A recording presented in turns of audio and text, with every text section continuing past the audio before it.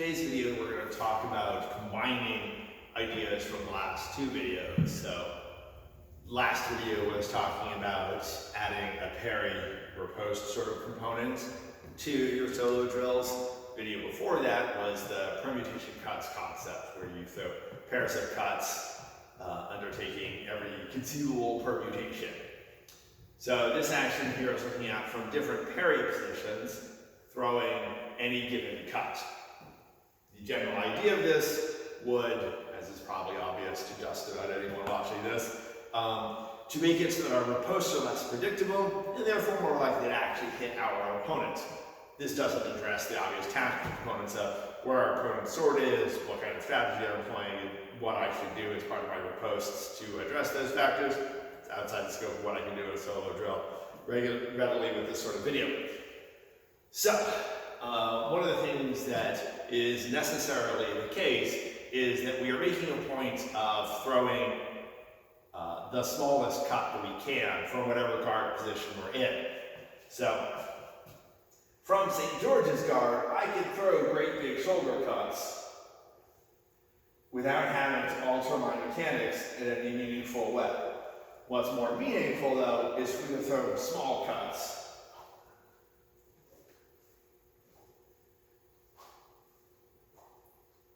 from that position.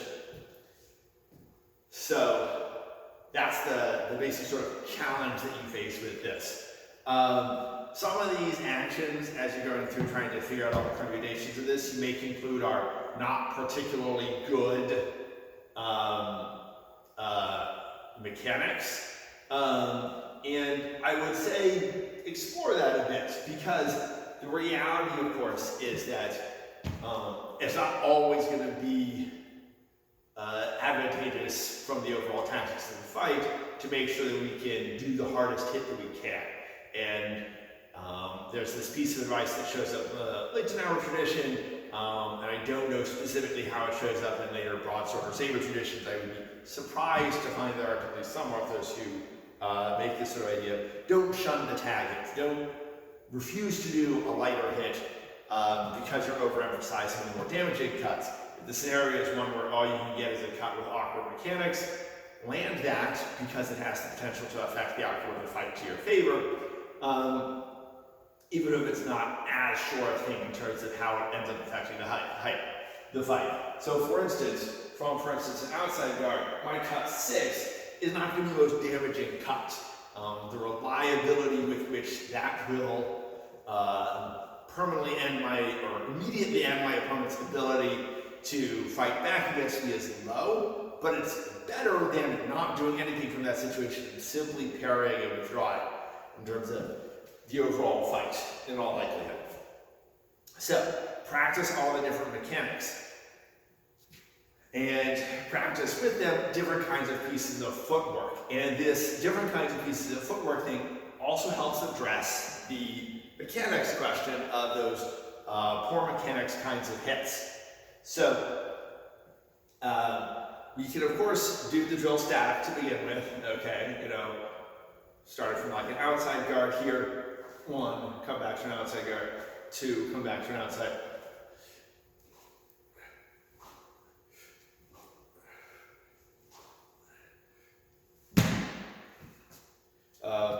I reflexively lunge on thrusts. I said do it statically, it still didn't because of the thrust. Then we can start adding pieces of footwork to it. So the most obvious piece of footwork to add to this, that also adds another layer of complexity to this, would be to do a shift back and then throw your cuts from that position there. And included with that shift back is coming into the parry position where you're going to throw this. So,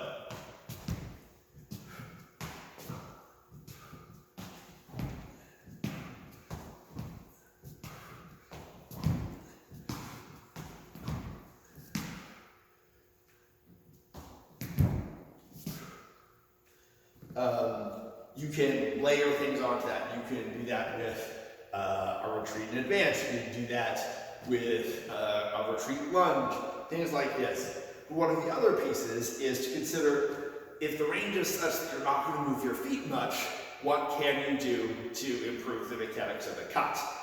there is an idea that shows up in small sword sources that Jane Moss clued me into recently, of extension distance being a piece of footwork as well as the handwork component. And I think this is one of the places where it probably fits in very well. The idea here is that from my guard position here, I do basically the lunge mechanic with my rear leg while my front leg moves stationary. Okay? So I get that straightening, that power moment out of my rear leg while getting a small change in distance. And this improves the mechanics in terms of the intensity of the hit you can generate with this over simply doing that entirely statically, making it all the wrist motion. Always it is the case that mechanics for power are a trade-off versus the other tactical components. And being good at cutting is a separate topic from what I'm addressing with the solo drills now. If the shelves are in place, they go so long enough, I probably will start producing videos on the details of cutting mechanics. We'll see how that goes.